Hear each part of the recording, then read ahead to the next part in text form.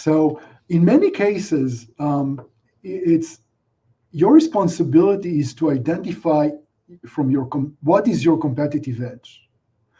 Then find somebody else who is expert, who can help you, not myself, anyone who can help you. Either you hire that person or is with you to help you figure out how to protect it in the correct way. So here's what we're going to do today. We're going to talk a little bit about pinpointing what is unique for your startup and why it's important to identify what is unique for you. Then we are going to cover competitive edge, which is not only what's unique for you, it's something that your customers desire and really want to pay for, and then how to protect it in general. So what is competitive edge? Competitive edge is a condition that creates a potential for persistence differential returns. And as long as you own and hold on to this competitive edgeness, you will continuously raise your value in the market and become increasingly successful. And there's no stop for that. A good book to read about, in general, about powers and competitive edges, etc., would be by The Seven Powers by Hamilton Helmer. Now, the idea about persistency, it's consistent and repeat of your performance. And it's a competitive edge is something that no one can take away from you. Well, if you're building technology, most likely somebody else can build a technology. Somebody else can invest more money. If it's Google or Apple or any one of those, a large corporation, they have hundreds of billions of dollars that they can throw at any problem that they want to solve. And it's very little that you can do if you are a startup. So you need a way to protect yourself. And we'll talk about it as we go along. Let's talk a little bit, kind of like to understand competitive edge. We look at it for both positive and negative use. Let's start from a use case. This is an old IBM.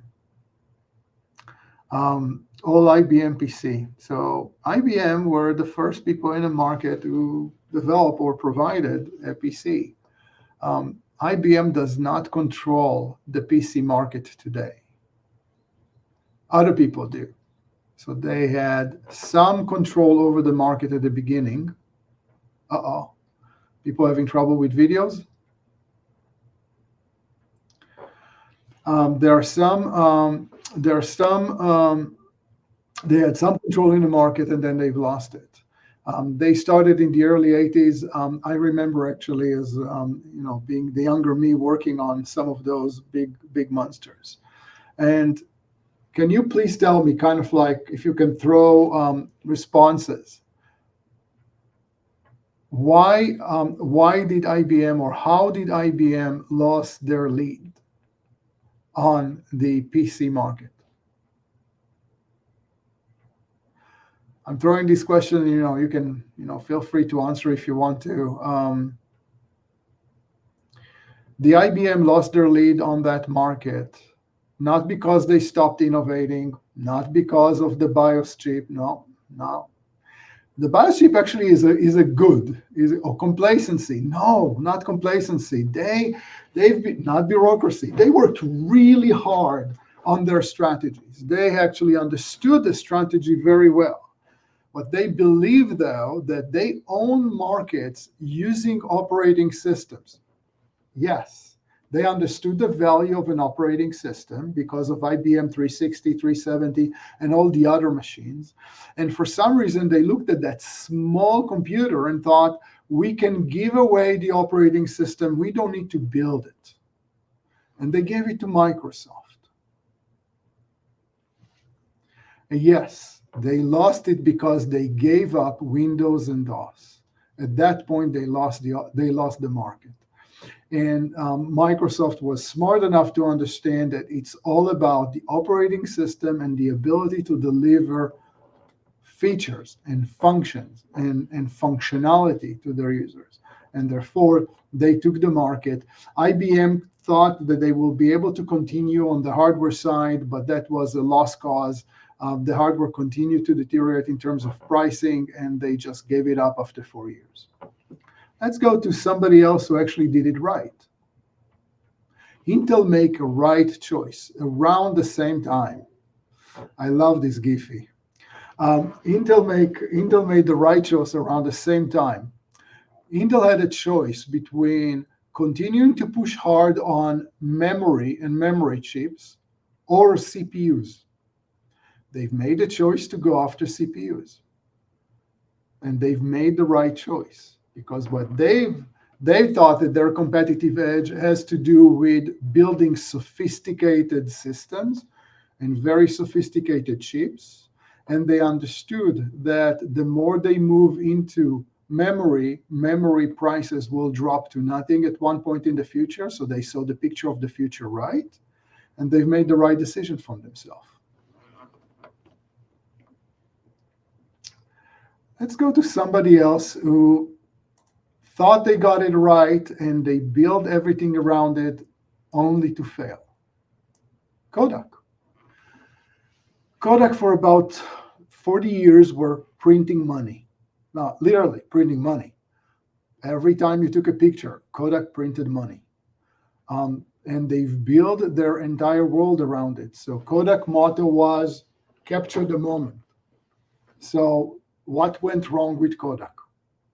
Guesses. I would love to say anything. I mean, still looking at, type something. They own the digital photo IP. They own the digital cameras. They had digital cameras years ahead of the market. They did not ignore digital transformation. Absolutely not. Yes, okay, organization. So they believed in capturing the moment before the digital transformation happened.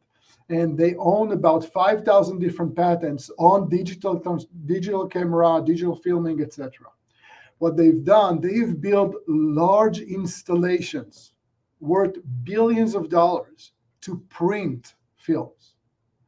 And when the digital transformation happened, they could not let go of that investment. That investment sunk them.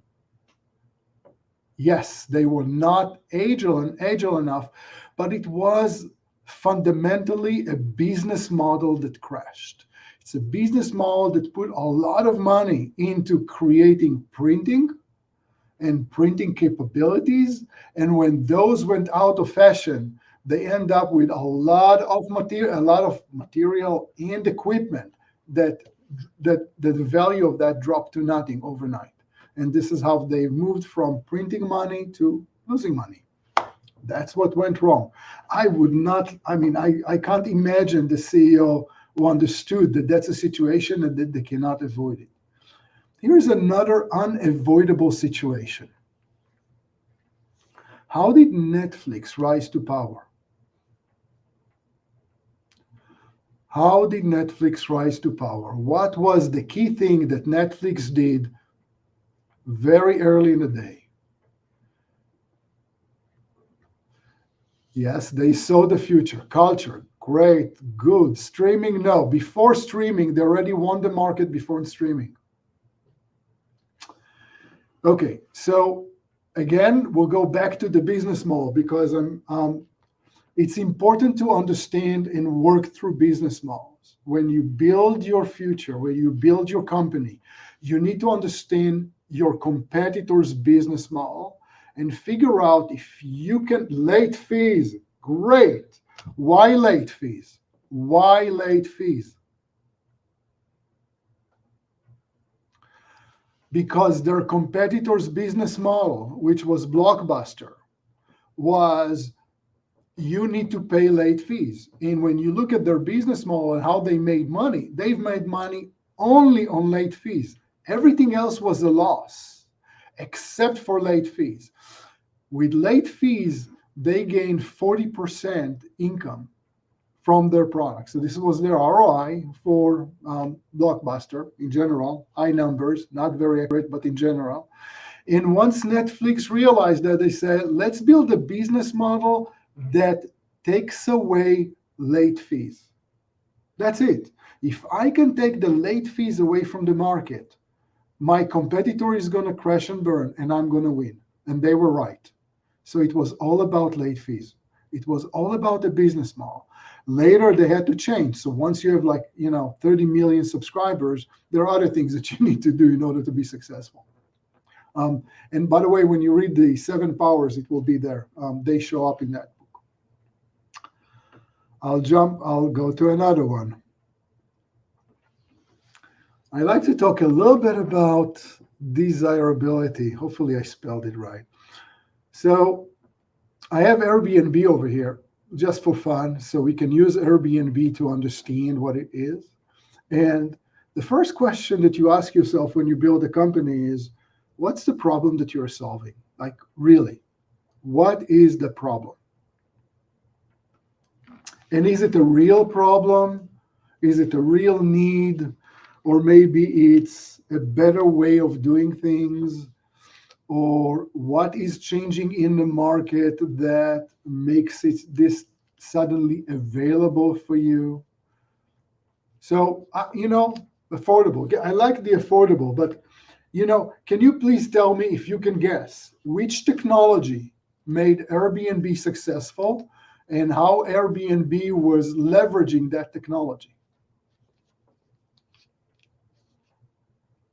What happened in the world that enabled Airbnb? Circular economy, great. Up, finding customer needs. Yes, GPS. That you're on the right track.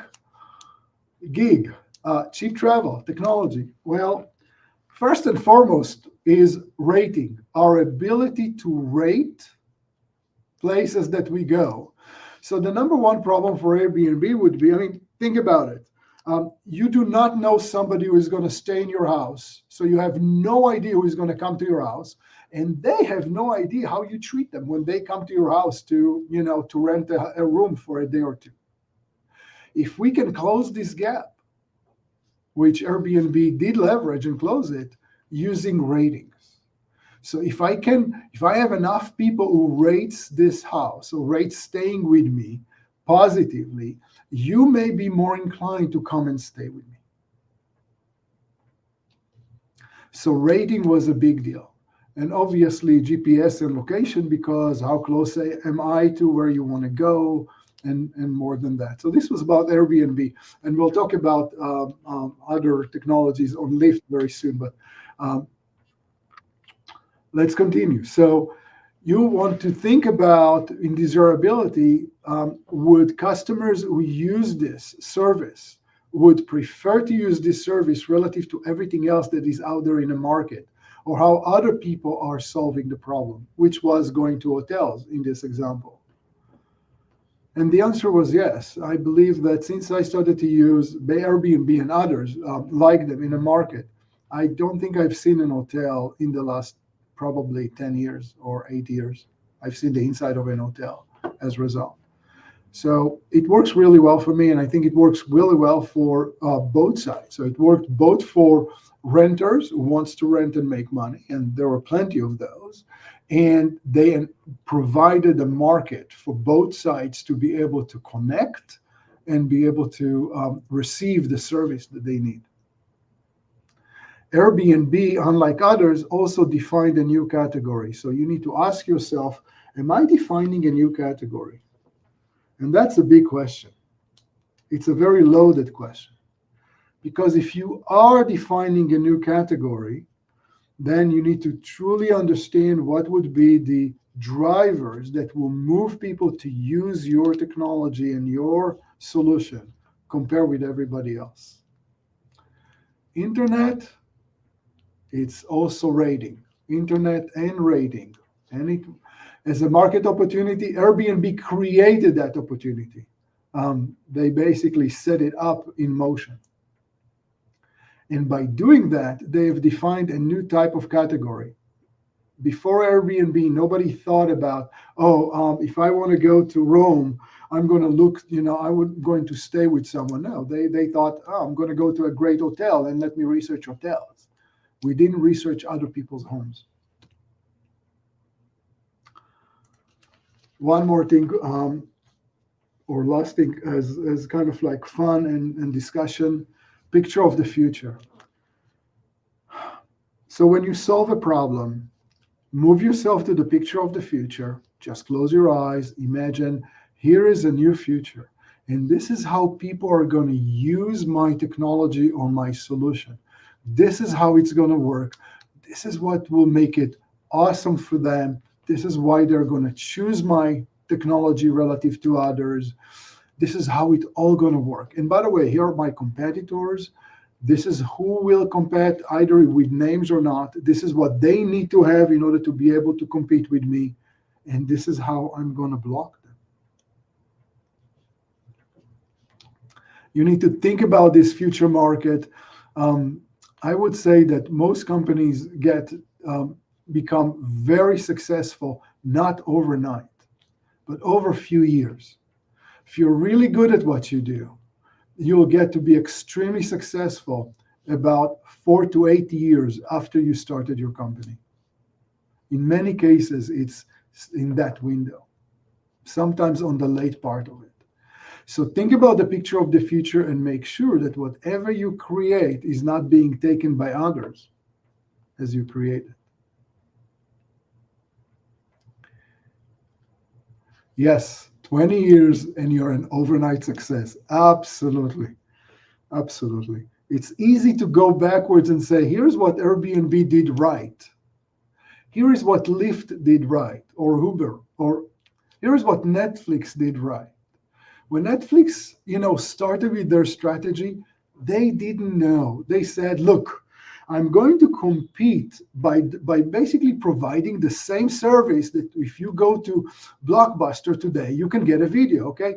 I'll send this video to you in mail. Well, Blockbuster could have sent it to you in mail as well. So that wasn't the big difference. Say, what I'm going to do, I'll create a business model that does not benefit from late returns. And I will still make money without late returns. And as long as I maintain that, I will take away the business from my competitor. But they didn't know for sure that people will sign up to mail delivery. And the thing is that the market was so upset with late returns and late fees, most of the market, that they voted, yes, we will go to this mail delivery system. And this is where it all started for them. So, sitting in their shoes and making this decision is brilliant. For us to sit here today and look backwards and say, oh, they've done an awesome job. It's great. But can we be them? Can we be that team that thinks about the future and makes the correct bet? Say, here is our competitive edge. We know how to maintain it. We know how to differentiate. And this is what we are going to build it and be successful. Well, Netflix did it. Airbnb did it. Lyft did it. Uber did it. Kodak failed at the end, but they've done a good job for many years. Intel is still a strong player in the market, obviously. And IBM, by the way, still exists. They are flexible. They have changed the company a lot since the times they've started. So the challenge for you today and moving forward is understand what are those set of conditions that you are leveraging to create this potential for persistent differential returns. It's a lot of words in English. It's a mouthful to read. So let's call it competitive edge. What is that is so unique about what you do, or not necessarily unique, but importantly or different, either in your business model, in your technology, a combination between the two that makes you unique? Yeah. I wish that my salary would be there, how they, the numbers that Intel rounds on their cents beyond 0.0001. So yeah, they may not be in a good shape because there's a lot of competition out there, but there's plenty going on. Let's jump to intellectual property, because once you understand your competitive edge, you need to understand how to protect it. If your competitive edge is in a business model, then there is enough IP to cover that has nothing to do with patents, etc. But when your competitive edge is, I've created a new mousetrap, a new thing, or I'm doing something in a unique way that is so desired by my clients, then you need to strongly think about how can I protect it and make sure that no one else who has enough money can jump into this market once they see me becoming successful.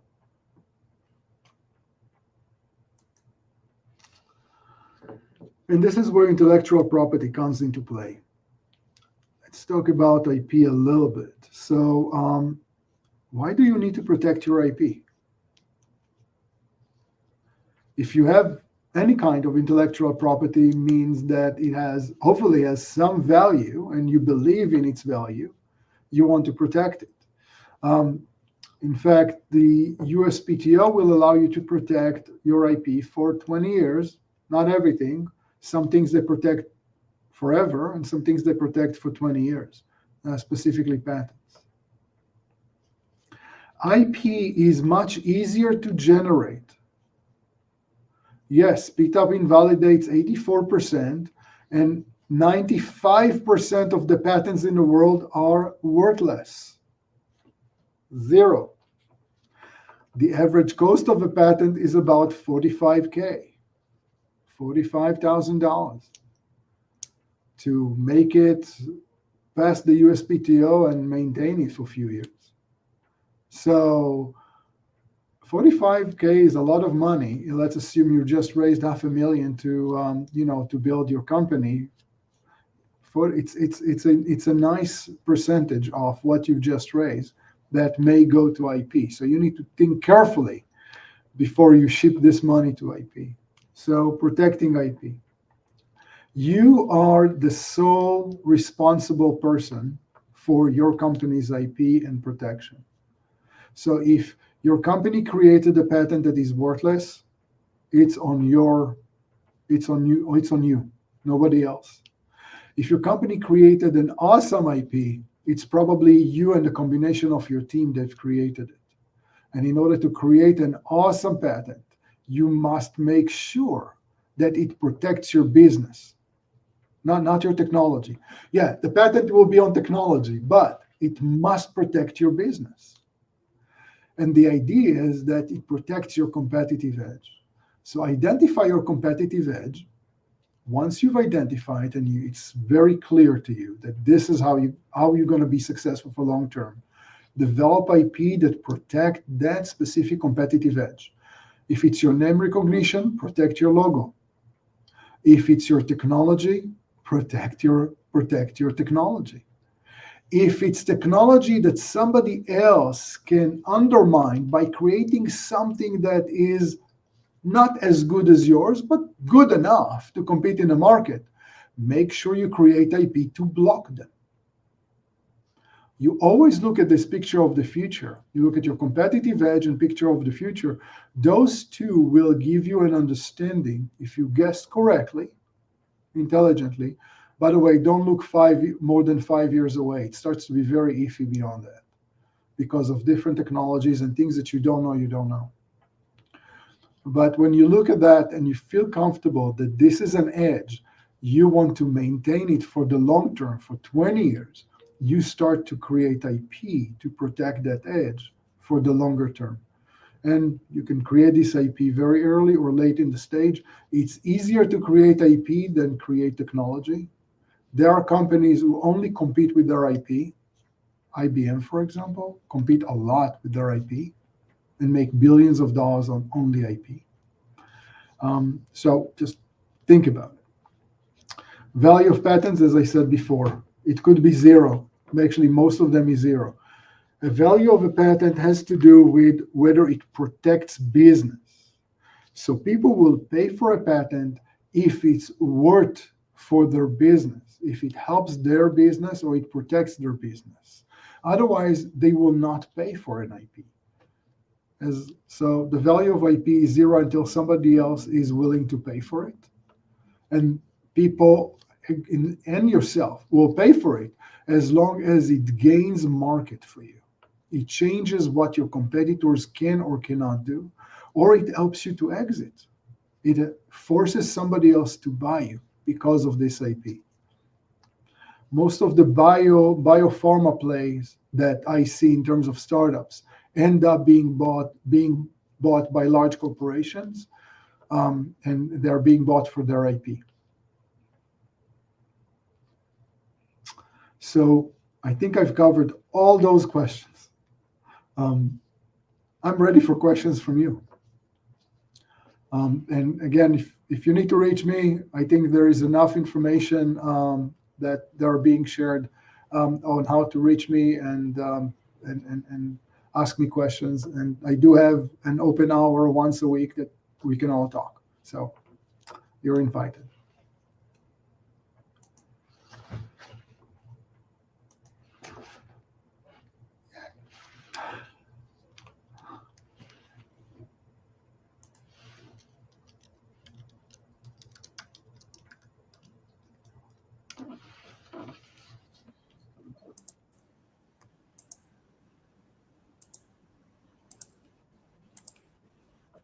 Hi, Shmuel.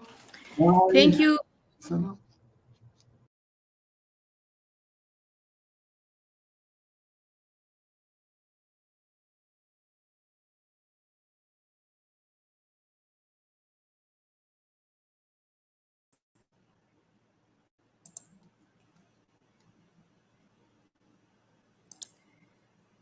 Hi. Hi again. Want to hear me? Hi. Can you hear us? Yeah, I can hear Yeah. you. So Yeah, it was thank you for perfectly 30, presentations. perfect 30 minutes. I did it. Yeah, exactly 30 minutes. So thank you so much for respecting the time. But we have a lot of good questions. So I think now we can dedicate more time to the questions. So let me start with a simple one. So I'll put it on screen. It's on the chat. So I don't know who asked this. So the question says, how can you know if it's a real need before we build it and test it? I've been talking to few companies who spend somewhere between 2 to 5 years walking around and asking questions, trying to figure out, is this a real need, by talking to potential customers, engaging that need by asking. But asking is not enough. You need to really pressure test it. Okay, so what would you pay for it if it was available for you today?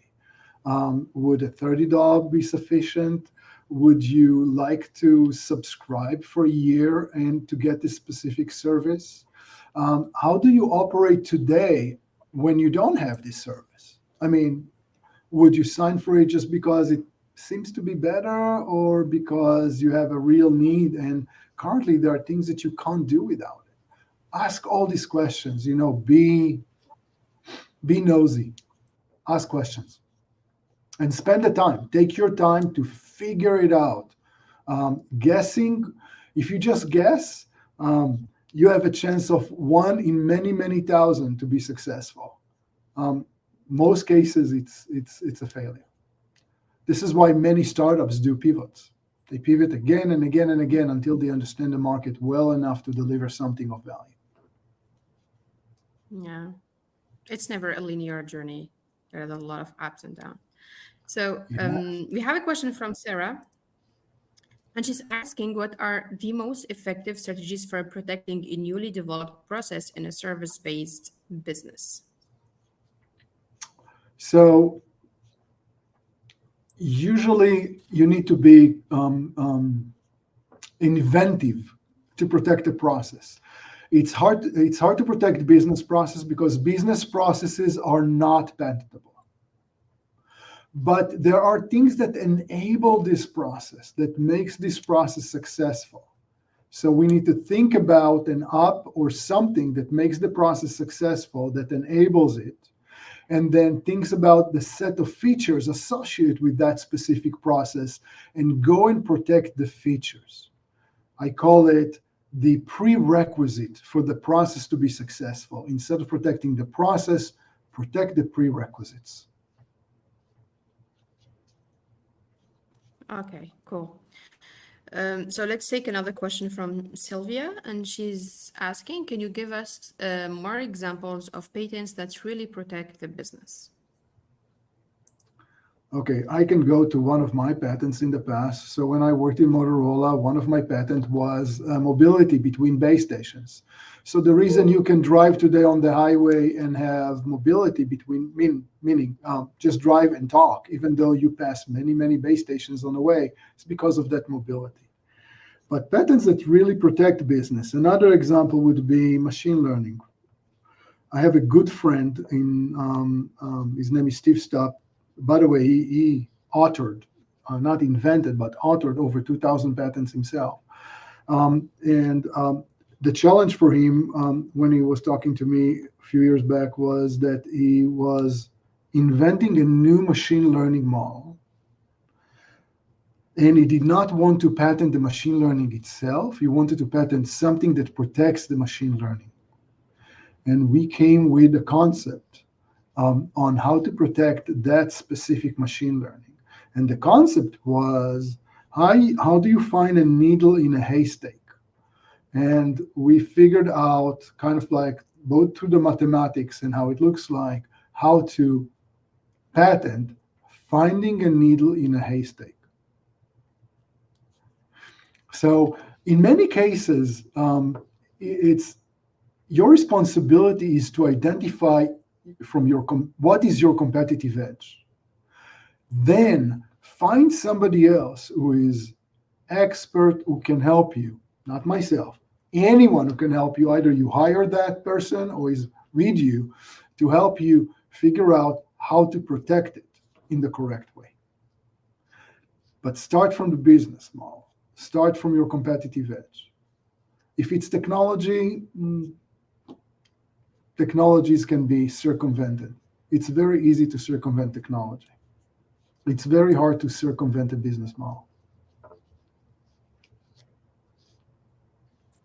Interesting. Yeah.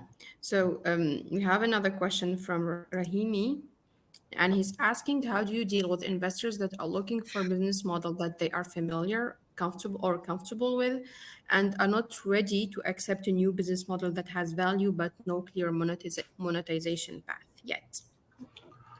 Ouch. I face.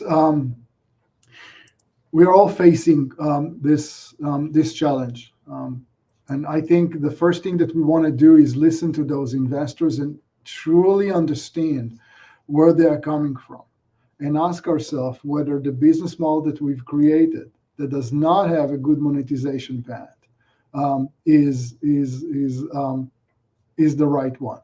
And if we truly believe in that, strongly believe that that's the right one, then these are not the right investors.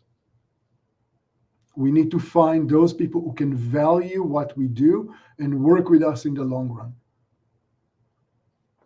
It's the same Right. story with OpenAI, yes? If you talk to Yeah. OpenAI, 10 years ago, they needed to work only with people who could value what they do, value where they're going with what they're going. Obviously, now they worth many billions of dollars. Yeah.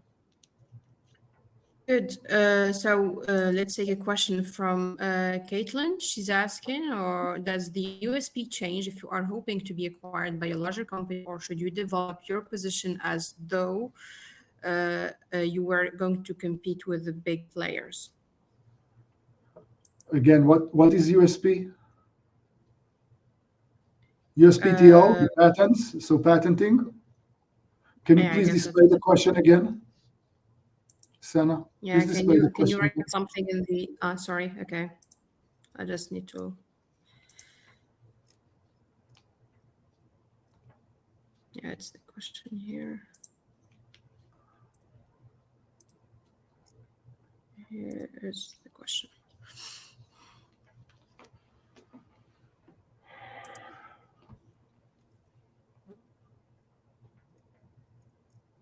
Yes. So there are times where you develop your IP portfolio to be acquired, meaning what you think that, let's say, people are going to acquire us or XYZ, whoever they are.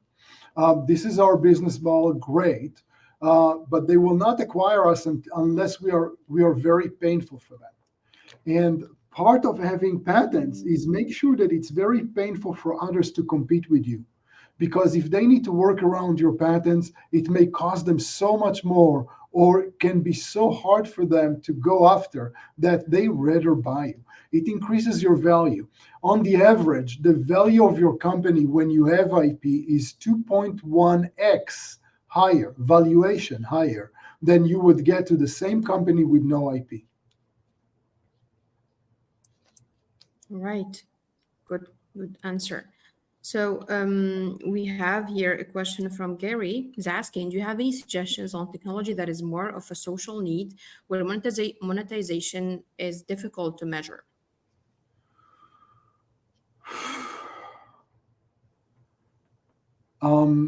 Well, even on social need technology, um, there's always other verticals and other ways of it to be monetized. So you can focus on addressing the social need and providing the value in terms of the social need. But from your IP perspective, look at the big picture. How else can this technology be used? Who else can benefit from it? Which other companies would love to actually take your ideas and create something completely different? So, for example, I mean, I know it's very remote, but if you think about Lyft doesn't exist unless they use a GPS. GPS is technology that came to us using phones. Apple didn't create Lyft, but they definitely enabled Lyft. Without Apple, there wouldn't be Lyft today. There wouldn't be Uber today. There wouldn't be tons of other technologies today. They do not have ownership on that. They've never even created IP associated with how Lyft is using their location, etc. Lyft is a very successful company independent of Apple. So when you create technology, if it's not as remote like this, I mean, I don't think that anyone could imagine what location services will bring. We always wanted, when it started in the 80s, our dream was to figure out what's the value in location services and how can we make location-based technology, et cetera, and it's as vast as the internet itself. Internet is one enabler. Location is another. Just the mere knowing someone's location is a big deal for providing services to that someone. And you always wanted to figure out how to do that. So here it is. Apple provides the means, the tools. Other people actually harvested the applications themselves when they've done it. So in terms of, again, of IP, when you create technology that benefit a sector that is not strong enough, or vertical, not strong enough to pay for all of it, make sure that you create an IP that blocks other sectors strong enough to pay for your IP. Cool. So we have another question here from the audience about IP. I don't know from whom this question is, but it's saying the current state of the patent system is terrible. The PTAB invalidates 84% of patents, and they are at the mercy of big tech, big pharma, etc. What is your thought on how small guys can compete? Make sure that you create IP that will not be invalidated. So the way and the reasons for patents to be invalidated is insufficient prior art search before submitting any IP. So if you create anything, you need to have, not you, by the way, please do not do the prior art search yourself. You can do some things, but at the end of the day, you want someone who is independent of your company to do the prior art search, because you do not want to leave any, I call it, technology and ID contamination on your computers in your company. Because if you'll ever go into any litigation like this with the USPTO or anybody else, all this becomes evidence. And you do not want to have anything like this on your computer. So let somebody else do that for you. But you want to understand the market, the technology, and everything that is at the point of your submission of your patent or your provisional. If you do it right, then you own this IP. And if you don't, you get into contention. I've seen several cases where a client of mine submitted patents, and IBM had the same patent with half a year difference prior to this patent. It happens. Even the USPTO is not fallible. Even their prior art search, they will make mistakes. So you're responsible for your own IP. Nobody else responsible for it. Not the USPTO, not your lawyers, no one. You own your IP. So you need to drive whoever works for you to do it right for you, and be very cautious when you make the decision to pull the plug. You want valuable IP, make sure it is valuable when you submit it. It's valuable for your business model, valuable for your competitors, and high quality in terms of how it's written and how it is executed. Yeah, interesting. So let's you have a good question here from Hadia. She's asking, what are some key considerations for startups to ensure their growth strategies are sustainable in the long term, particularly in terms of balancing innovation with financial stability? Um, so usually I like to look at what is the picture of the future first, understand what would be the ideal solution in the market, and I'll give you an example. Okay, so let's talk about. So I've got a client, one of my clients, who is doing wind turbines. So he's got robotics that are climbing on wind turbines and fixing them.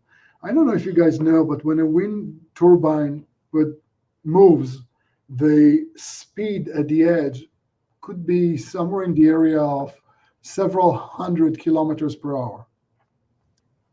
At that speed, rain drops, dust, anything that hit it at that speed start to damage it.